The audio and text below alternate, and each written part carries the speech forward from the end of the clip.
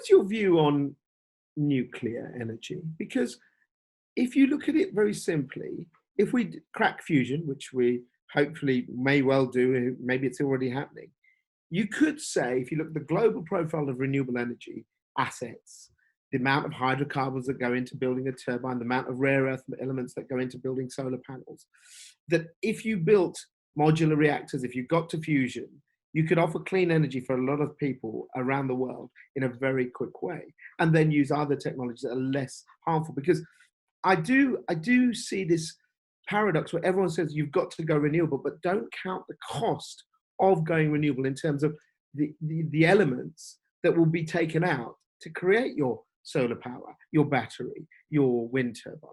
Where do you stand on that? Yeah, well, one has to do proper accounting for all of these technologies. There's no question about it. And some of those renewable technologies do indeed depend on things that have to be mined, often in very vulnerable and precarious countries. So the full life cycle has to be assessed.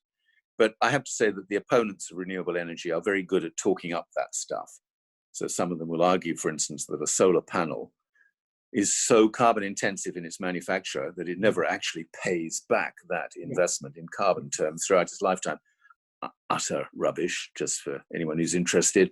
In fact, your carbon payback kicks in after about 18 months of an installed solar panel. So that's a slightly better equation. Nuclear, honestly, I'm amazed that this industry still thinks it has a case to make. I mean, it's been talking about next generation nuclear reactors for as long as I can remember. Fusion power has always been precisely 40 years away. It was when I joined the Green Party in 1974. You'll be surprised to know it's now 30 years away. Well, hey, look, 30 years' time, we're not going to be worrying about these things at all. Yeah. And for me, it's preposterous. Right. That this industry still lays claim to such political attention and demands public subsidy, because nuclear is unbelievably expensive. And it doesn't really matter whether you're talking about big reactors or so-called small modular reactors. It is massively expensive. It can only be built with massive government subsidies at the cost of other sources of energy, which will be much cheaper, much more reliable, less dangerous, and create less waste that future generations will have to deal with.